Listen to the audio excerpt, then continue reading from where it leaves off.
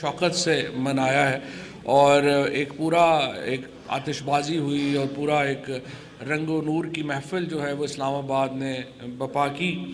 उसकी वजह यह है कि मेरा ये मानना है और मैं ये समझता हूँ कि आज पाकिस्तान को जो सबसे बड़ा चैलेंज है वो चैलेंज बैरूनी चैलेंजेस होते रहते हैं, मुआशी चैलेंजेस होते रहते हैं, लेकिन असल चैलेंज हमारा ये है कि हमने कायद-ए-आज़म मोहम्मद अली जिन्ना का जो पाकिस्तान है उसको वापस कैसे लेना है, रिक्लेम कैसे करना है।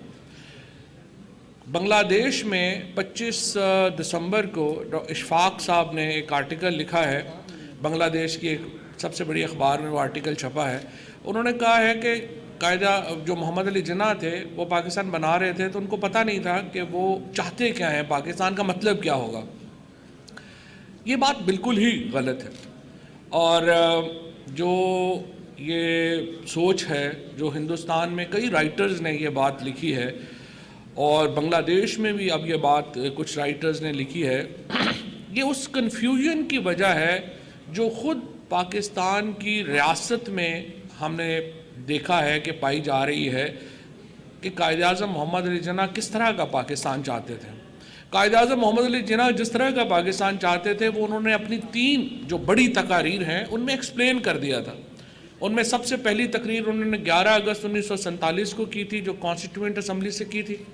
उसके बाद उन्होंने पाकिस्तान की जो उस वक़्त फ़ौज थी उससे जो ख़िताब किया था, जो उन्होंने फ़ौज से बात की थी और फिर उन्होंने ब्यूरोक्रेसी से बात की थी। ये 3 बड़े ऑर्गन्स के साथ जो कायद-ए-आज़म मोहम्मद अली जिन्ना ने गुफ्तगू की थी वो बुनियाद है हमारे नए पाकिस्तान जो उन्होंने बनाया था उसको समझने के लिए। और आज मैं समझता हूँ कि इमरान ख़ान जिस पाकिस्तान को प्रोक्लेम करना चाहते हैं वो कायद-ए-आज़म मोहम्मद अली जिन्ना का वो पाकिस्तान है जो उन्होंने सोचा था। सबसे पहले तो ये कन्फ्यूजन बिल्कुल दूर कर लीजिए कि कायद-ए-आज़म कोई मजहबी रियासत चाहते थे। कायद-ए-आज़म पाकिस्तान को हरगिज़ एक मजहबी मुल्क के तौर के ऊपर नहीं देखते थे और ये सारे लोग जो आज कायद-ए-आज़म के नाम के ऊपर पाकिस्तान के लोगों को बेवकूफ़ बना रहे हैं कि इस्लामी मुल्क का मतलब शायद मजहबी मुल्क था, ये कतई तौर पे ऐसा नहीं था। कायद-ए-आज़म का तो जो जिस किस्म के वो स्टाइलिश आदमी थे, जो उनका लाइफ स्टाइल था, जो अल्लामा इकबाल का लाइफ स्टाइल था, वो तो बिल्कुल भी ये लोग जो आजकल कायद-ए-आज़म की बातें करके पाकिस्तान को एक पसमानदा बैकवर्ड मुल्क बनाना चाहते हैं उससे मिलता जुलता नहीं था। कायद-ए-आज़म अपने दौर के एक बड़े मॉडर्न, प्रोग्रेसिव, फॉरवर्ड लुकिंग आदमी थे और इस तरह से अल्लामा इकबाल भी। तो इन कायदीन ने क्यों ये फ़ैसला किया कि पाकिस्तान होना चाहिए, मुसलमानों का एक मुल्क होना चाहिए? वो इसलिए फ़ैसला किया कि जो सियासत थी हिंदुस्तान की उसको वो देख रहे थे और उनको लग रहा था कि एक एक्सट्रीमिज़म यहाँ पे जब भी जमहूरियत आएगी तो यहाँ पे जो एक हिंदू मेजॉरिटी है उसकी क़यादत ऐसे लोगों के हाथ में चली जाएगी जो अक़लियतों का जीना दो भर कर देंगे। और आज हम हिंदुस्तान में देख रहे हैं कि किस तरीके से नरेंद्र मोदी और भारतीय जनता पार्टी ने मुसलमानों का जीना वहाँ पे दो भर कर दिया है। अक़लियतों का आज न्यूयॉर्क टाइम्स का जो फ्रंट पेज है उसमें हिंदुस्तान में जो मसीही मिनॉरिटी है उसके साथ जो हो रहा है वो आज न्यूयॉर्क टाइम्स के फ्रंट पेज पे, मुसलमानों के साथ जो वहाँ पे हो रहा है वो तो एक न्यू नॉर्मल हो गया।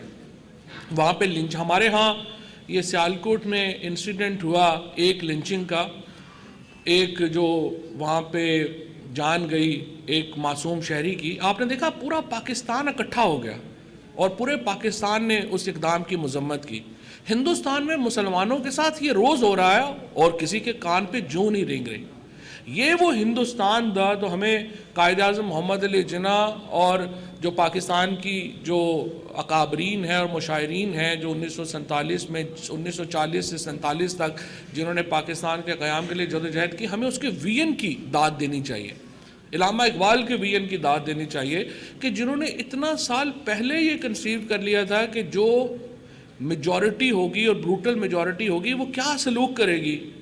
तो उन्होंने एक सियासी एक नेशन स्टेट क्रिएट की जिसको हम पाकिस्तान कहते हैं। और इनका नेशन स्टेट क्रिएट करने का क्या मतलब था? नेशन स्टेट क्रिएट करने का मतलब ये था कि हम मुसलमानों को एक ऐसी جگہ کے اوپر جو ہے وہ بچ سکیں جہاں پہ ان کی اکثریت ہو, جہاں پہ ان کے رائٹس پریزرو ہوں اور وہ ایک میجورٹی کے ہاتھوں یرغمال نہ ہو جائیں. پاکستان کے قیام کا مقصد اقلیتوں کے حقوق کو پریزرو کرنا تھا, تحفظ دینا تھا. لیکن بدقسمتی سے, اور اب آج کل تو مزید یہ ہو رہا ہے, آپ دیکھیے 2 ایکسٹریمسٹ رجیمز پاکستان کے رائٹ اور لیفٹ کے اوپر ابھری ہیں. ایک طرف افغانستان ہے جہاں پہ طالبان جو ہے وہ وہاں پہ آ گئے ہیں. ہم افغانستان کے عوام کی پوری مدد کرنا چاہتے ہیں, لیکن جس طرح سے اب کہیں کہ جو عورتیں وہاں پہ اکیلے سفر نہیں کر سکتی, اسکول نہیں جا سکتی, کالج نہیں جا سکتی, اس قسم کی جو ایک ریٹروگریسو تھنکنگ ہے پاکستان کے لیے تو وہ خطرہ ہے. اسی طریقے سے ادھر ایک ہندو ایکسٹریمزم جو ہے وہ کھڑا ہو رہا ہے. سو پاکستان کی ریاست کا جو سب سے بڑی لڑائی ہے وہ یہ 2 ایکسٹریمسٹ جو تھنکنگ ہے, جو ایک متشدد اور ایک انتہا پسندانہ جو تھنکنگ ہے, ان دونوں سے جو لڑائی ہے یہ پاکستان کی سب سے اہم لڑائی ہے جو کہ ہمیں لڑنی ہوگی. ہمیں ناکامیاں بھی ہوئی ہیں, ہمیں کامیابیاں بھی ہوئی ہیں, لیکن ابھی تک پاکستان ہی اس خطے میں وہ روشن امید ہے جو کہ ان انتہاؤں کے درمیان رہ کر ان انتہاؤں سے باہر آ سکتا ہے. جب قائد اعظم محمد علی جناح نے 10 اگست کو 2 ان کے امپورٹنٹ سٹیپس تھے. ایک تو 10 اگست کو انہوں نے کہا کہ جو اوتھ ہے اس سے جو ریلیجن کے ہمارے پیرافریزز ہیں وہ نکال لیے جائیں تاکہ جو غیر مسلم ہیں یا جو لوگ بلیو نہیں کرتے وہ بھی اس کے اوپر جو ہے وہ اوتھ کر سکیں, اوتھ لینا چاہیں تو وہ لے سکیں. اور پھر 11 اگست 1947 کو انہوں نے واضح کر دیا کہ پاکستان کے اندر اقلیتوں کا جو رائٹس ہوں گے وہ کیا ہوں گے. انہوں نے کہا کہ آپ آج سے آزاد ہیں اپنے مندر میں جانے کے لیے, اپنے گرجاؤں میں جانے کے لیے. ریاست کا کوئی بزنس نہیں ہوگا کہ وہ لوگوں کے مذہبی اقدار میں, مذہبی امور میں دخل دے. اس کے بعد ہمارے ہاں ایک بہت بڑی ریٹروگریسونیس آئی ہے, ایک بہت بڑا ہم دیکھ رہے ہیں کہ پاکستان نیچے گیا ہے. اور یہ کیوں گیا؟ میں اس لیے یہ کہتا ہوں کہ یہ قائد اعظم محمد علی جناح نے پاکستان کو مذہبی ریاست بنانے کا نہیں سوچا تھا, کیونکہ اگر پاکستان ایک مذہبی ریاست بننا ہوتا تو پھر تو دیکھیے پاکستان کی تحریک مولانا ابوالکلام آزاد یا مولانا مودودی چلاتے, کیونکہ جو علم تھا, جو مذہبی علم تھا, ابوالکلام آزاد کا تو کوئی مقابلہ نہیں تھا کسی سے. وہ تو ایک بہت بڑے عالم تھے. تفاسیر, انہوں نے تفسیر لکھی قرآن پاک کی جو سیلیبریٹڈ تفسیر ہے. ان کا جو حدیث کے اوپر جو علم تھا مولانا ابوالکلام آزاد کا, اس کا کوئی میچ نہیں تھا. اور پھر اس کے بعد مولانا مودودی, اور پھر اس کے بعد دیکھیے جو اس وقت ہمارے JUI جمعیت علماء اسلام کے جو اکابرین تھے, یہ تمام جو لوگ تھے یہ مذہبی حوالوں سے بڑے اکمپلشڈ لوگ تھے, بڑے ان کی جو تھی وہ بڑی قدر سمجھی جاتی تھی اور مذہب کے اوپر ان کا عبور تھا. لیکن ان لوگوں نے پاکستان کی تحریک کی قیادت نہیں کی, کیونکہ یہ کیا کہہ رہے تھے, یہ تو کہہ رہے تھے کہ ریاست جو ہے وہ اسلام میں اس کی گنجائش نہیں ہے اور سرحد نہیں ہو سکتی ریاست کی. لیکن جو قائد اعظم اور علامہ اقبال تھے انہوں نے ایک پولیٹیکل تھیوری کی بات کی, اور وہ ایک پولیٹیکل موومنٹ کی لیڈرشپ جو ہے انہوں نے وہ لی, اور اسلام کو پولیٹیکل انٹرپریٹ کیا, ریلیجسلی انٹرپریٹ نہیں کیا, پولیٹیکل انٹرپریٹ کیا کہ ایک ایسا ملک ہونا چاہیے جہاں پہ جو اسلام کو ماننے والے ہیں, مسلمان ہیں اور اقلیتیں ہیں, وہ ایک ایسی جگہ پہ رہ سکیں جہاں پہ انہیں بروٹل جو اکثریت ہے وہ انہیں اپنا نشانہ نہ بنا سکے.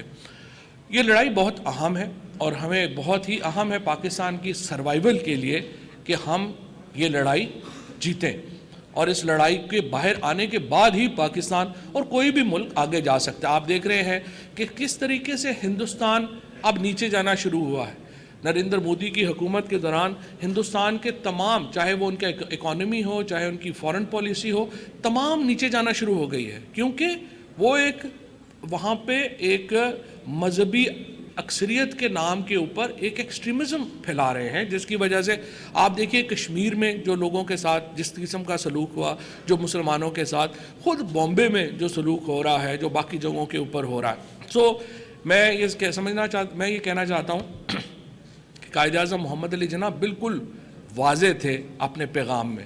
اگر انہیں کوئی نہیں سمجھنا چاہ رہا تو وہ تو ہماری غلطی ہے, اور قائد اعظم کے اس پیغام کو واپس ریکلیم کرنا قائد اعظم کے اس خواب کو ریکلیم کرنا ہی سب سے بڑی جنگ ہے اور سب سے اہم ہوگا انشاءاللہ پاکستان کے لیے. میں ایک دفعہ پھر آپ لوگوں کا شکریہ ادا کرتا ہوں جنہوں نے آج یہ ڈیم کی یہ جو محفل سجائی, اور ہمیں ایک ایسی جو ہے وہ تحریک شروع کرنی ہے کہ جس میں قائد اعظم محمد علی جناح کا جو پیغام ہے, جو پاکستان کے بارے میں ان کی انڈرسٹینڈنگ ہے, جو پاکستان کے بارے میں ان کی سمجھ ہے, وہ عام آدمی تک زیادہ آسانی سے پہنچائی جا سکے. بہت شکریہ.